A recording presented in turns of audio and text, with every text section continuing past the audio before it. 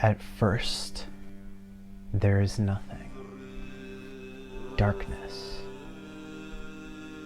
Not even the hint of something that you're not seeing. And then, like a soft, sweet, slow light kind of winking at you, you start to see it. It comes in ever so briefly, almost like a sweet friend paying a visit to you every so often. And then, one day, without even expecting it, you explode into light.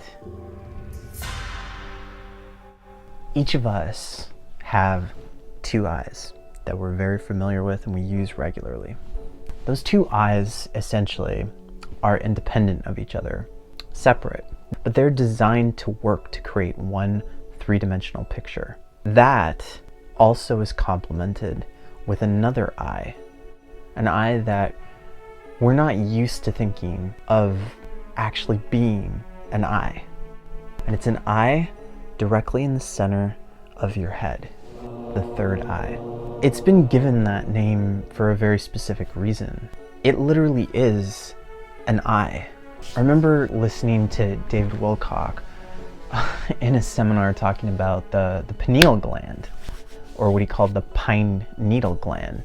Basically, it's a gland in the center of your brain, and it had the same kind of tissue and makeup that our external eyes have. Except if you think about it, why would there be an eyeball in the center of our head? What is it looking at?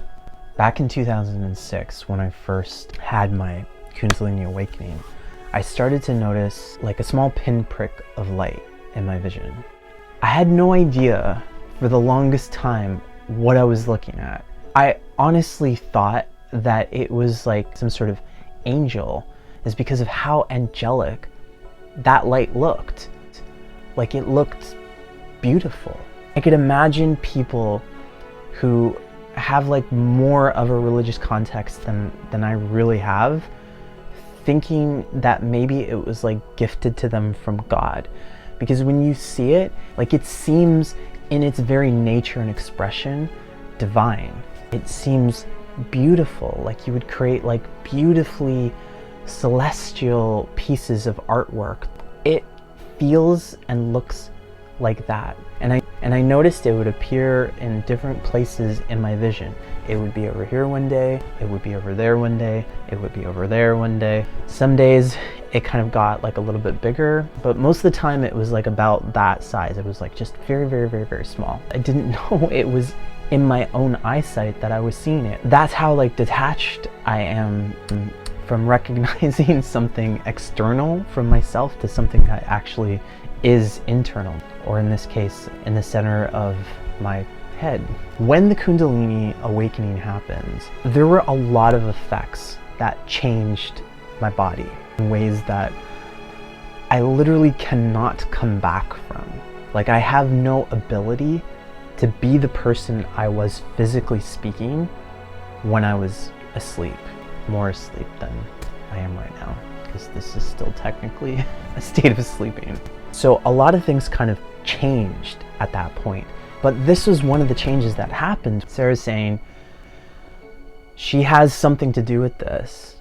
She's reminding me of an agreement to actually open up. The whole reason we as a species aren't in avatar mode is because there's a lot of like overdevelopment of things that don't really need to be there in the manner and excess that they are.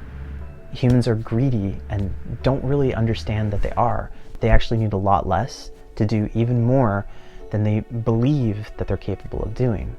In place of an open third eye, we have a lot of darkness, a lot of blankness, a lot of rudimentary vision, which is part of the reason why many of us will go our entire lives and never see spirits, ever, even though literally they're all around us. So the eyeball in the center of your head essentially connects you with the spiritual realm.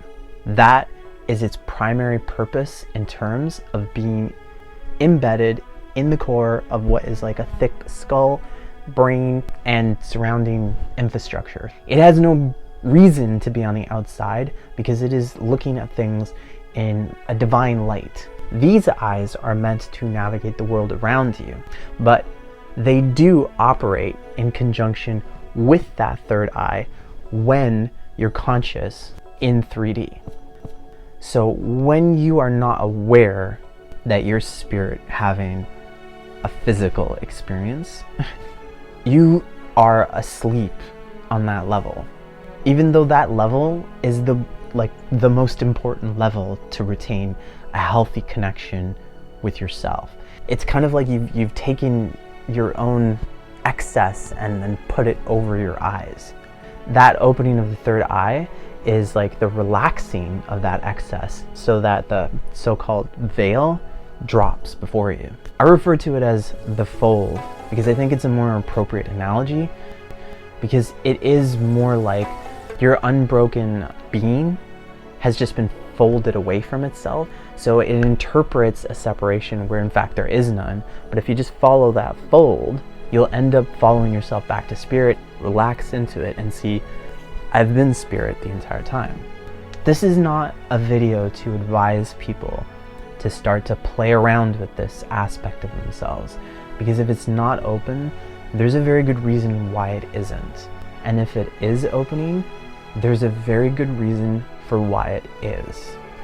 And those are story elements that exist inside each and every single one of us in the exact proportions they need to be able to play the story that we're here to play to ourselves, to have this kind of physical experience.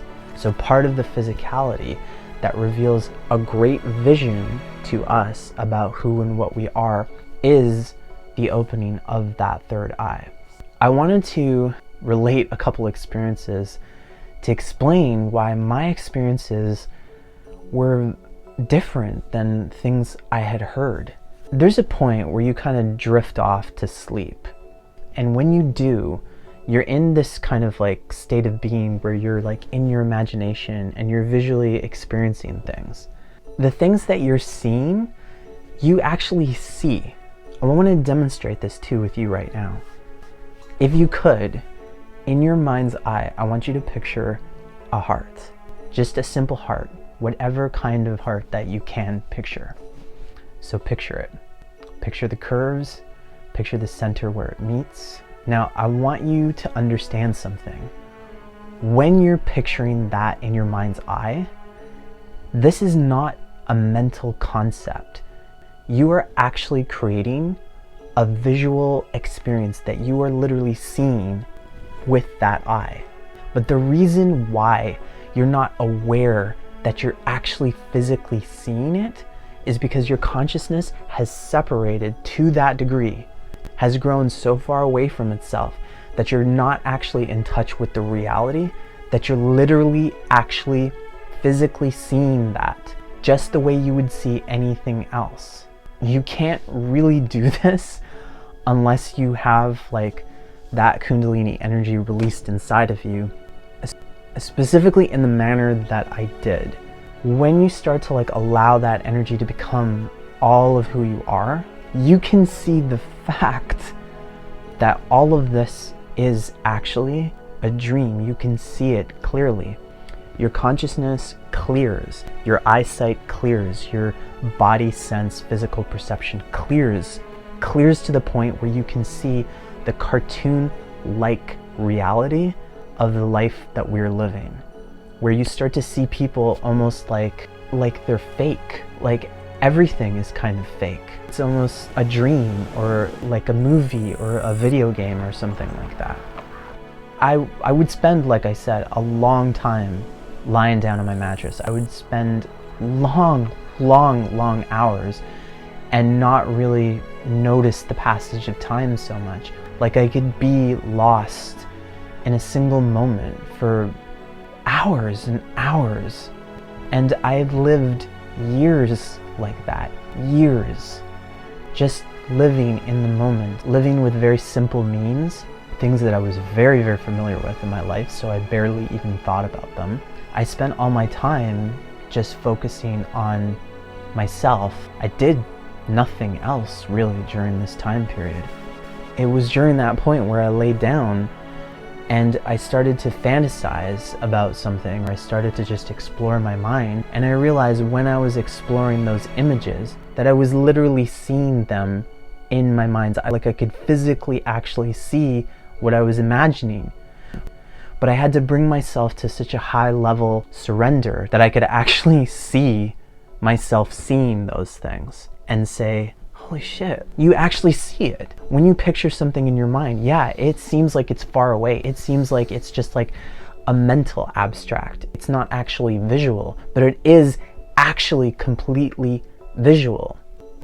The third eye looks into spirit. Spirit is infiniteness. It's foreverness. It's anythingness. It's all parallel realities simultaneously, all at once. There's no necessity for any specifics because all things are valid in terms of the spirit. So when you think of it in that way, your infiniteness having specifics has everything to do with the specific direction you chose to incarnate in as a particular modality of your higher self's incarnational desire to be physical. That's part of the fun of losing yourself in physical reality, which, as you pointed out, is really not fun when you don't know that you're lost in there and you think that's all there is, which is generally why the nightmarish kind of qualities come out in humanity, because they don't know what the point of this reality is. They're just lost. The physical creation, the physicality of the pineal gland that exists in the center of the mind is actually the spirit recognition of itself.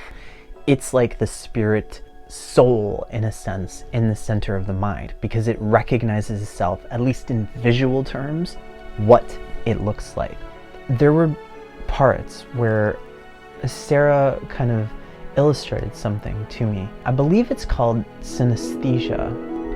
But essentially what she showed me my thoughts visually. I don't know if this makes any sense unless you are, like myself, like a very visual kind of thinker. They're almost like graphs, like in a sense, of infinite amounts of information coalesced in one level that explain a vast majority of levels of thinking so that you can understand it in the most comprehensive and efficient way. So from a visual perspective, this would just look like abstract shapes. Because what I was seeing visually in my vision was like colorful, like almost like splotches of like paint almost that were three-dimensionally present. Almost like abstract art that were like colorfully showing up in my perspective. If you're familiar with the painter Jackson Pollock, it was sort of like that, like a little bit, like those kind of like splotches of like just like art, just kind of like appearing as I was thinking about them. These things just manifested clear as day in my eyesight, and I was like,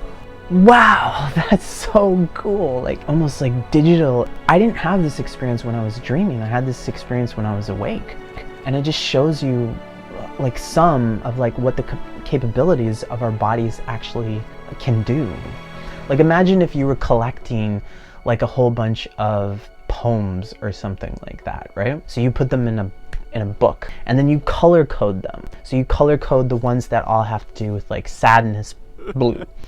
And then you color code the ones that all have to do with happiness, yellow. And you color the ones that all have to do with adventure, green, or something like that. Nature can be like brown or something like that. And then when you see those and you see brown, yellow, blue, and green, you understand immediately what it means because you see those visual cues, because it's your kind of language. It speaks like that kind of language specifically to you. So when you have that in a more complex form, you understand implicitly what those shapes and what those colors on those shapes would actually mean. But if you have like the essential geometry, like a pyramid, like a sphere, like a cube, like things like that, and if you were to create like a cube, a sphere, and a pyramid and then a cube again, and then they were to be color coded that red, green, brown, and yellow or something. But let's say red is like passion, poems or something. Then you would know, based on what the poetry was and based on the shape, what the poem that you were looking for was about. Like it's almost like creating a very specific language on pre-existing information that exists already known and understood deeply inside of you. So you just need that like last little bit to understand the library that already exists inside you. It's like a more consolidated, fast, higher level form of communicating information in a way that explains everything to yourself in the best possible way. This is also sort of like an idea that has to do with like vibration. Is that literally like music has this exact same kind of characteristic, that all people speak music. Everybody speaks music. You implicitly understand it because you are those notes yourself. So when someone sings a certain song in another language, you understand what the music means. Even though the language might be obscure to you, the music is something you already speak. It's like that kind of idea with the idea of like those polygons and those kind of shapes that I was seeing in my visual eyesight, which is like another like amazing kind of way to communicate with yourself, like information in a dialect that only you speak, because it would be unique to each individual as it exists. Those two things are things that I consider to be amazing and fascinating. The last thing that I experienced was something I haven't gone through with yet, so I can't say what's past this. So there's a lot of like triggers that happen when I interact with my father, and I was lying down on my mattress this one day. I remember I got irritated because my dad was like, he came to sleep in the room next to me, and I think we were having like arguments or something at the time, and I was lying there trying to like hold like a particular state of being. Because he walked into the room next to me at that moment, I was just like, oh, I got angry. And when I got angry, Sarah shifted me into that like pinprick of light. And all of a sudden it just exploded in my vision. And all I could see was light. It was just an instant of a second. But I remember it felt almost like an electric pop. Like it was just like, and it was like there for a second until I was like, what the hell happened? And like I said, my entire vision was filled with light. Sarah's saying it's prettier. It's a lot prettier than you'll ever imagine, because you just don't have the visual cues yet to put that into perspective. That's part of the reason why I'm making this video, is that that experience was unknown to me. I had no idea what the hell was going on. Like I almost felt kind of like psychotic a little bit, avoiding it.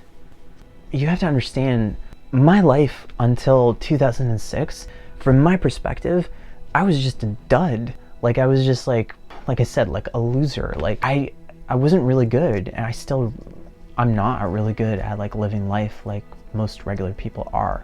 I'm a lot slower at things than other people. And in terms of something like this, just all of a sudden like coming out of the blue, it was like, what the fuck is this? Like, why am I experiencing this? Like, why is this stuff going on?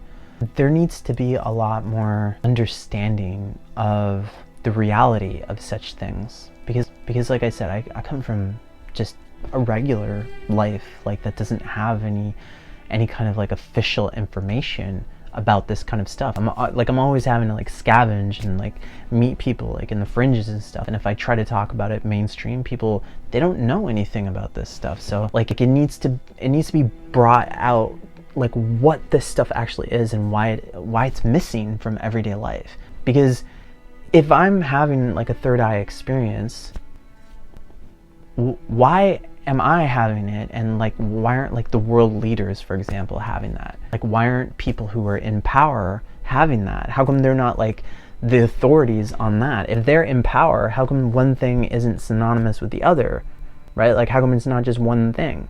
Like, why am I having it if I'm like way far out to like the left, right? Because in my way of looking at things, I would just go to the authority. I would just go to like whoever's in power and just be like, okay, so what do I do? What's this stuff, right? They don't know anything about it. There's a definite separation between like, you know, authority and authority, if you know what I mean. They're not like one thing, because the person who is like the master of the third eye, once again, should be like the master, right? And that's just obvious. Like, it wouldn't be two separate things. It wouldn't just be that person that way. The people who are the world leaders would have the most established third eye. They would have the strongest version of it. They would have like the official version of it, right? They would have the production value behind it. But these things are separate in our world. You know what I mean? Like, how come I'm having this experience? How come they are not like the authorities that they seem to be? How come they're out of the loop? And how come I'm in it? Like, especially since I'm so far off to the side somewhere. Just doesn't make sense again. Like, a lot of this stuff just doesn't add up, like, logically speaking. It's almost like what's in authority now is illusion. And the people who have the ability to open up that eyesight, that's like true authority. Not because they promote themselves to it, but just because they just are it. They just are the leaders, in a sense, of like the new world, the new experience. It's not to like congratulate myself, because that's not at all how I'm saying it. I'm going to redefine it just for a second here in this idea. Authority, true authority, is in the principle. So the people who embody it in the strongest, most coherent way, they naturally become the authority. Not by promotion, just by embodiment. And that's a different way of looking at like what authority actually is. Because the person who has a clear sight, an open eye, that person becomes the seer. That person becomes the eyes for society. That person becomes the sight of what the whole perspective is on society. I don't know where this goes from here. I don't know if it's in my story to like finally open up that eyesight and to be able to see. I have no idea what it would look like. And I know she specifically used like that experience. She used my anger so that it could cut through my fear, like my own resistance, so that I could connect with that kind of experience. And so I guess that's where I have to leave it, just with a kind of mystery of what it's like when you finally step through that door. I know from my little taste of it right now, that like light is exquisite. Like, it's absolutely beautiful. With what I've already seen in terms of my life, I could imagine it just being absolutely stunning. It's just so incredible. It's just so beautiful. I think I'm gonna end it right there for now. But if you've had third eye experiences, comment down below. Let me know. My name's Summer. If you like these videos, please share. Don't forget to hit that like button, and please subscribe. I hope you have an insightful day.